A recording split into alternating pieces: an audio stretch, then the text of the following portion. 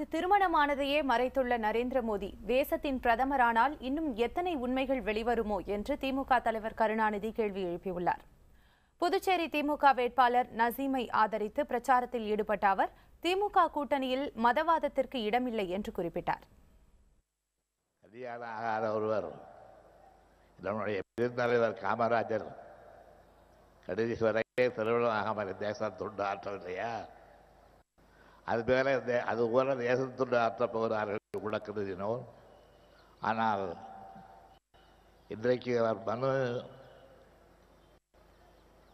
தாக்கல் செய்து அந்த மனு வெளியிடப்பட்ட பிறகு மோடிக்கும் கல்யாணம் ஆகிவிட்டது என்ற உண்மையை,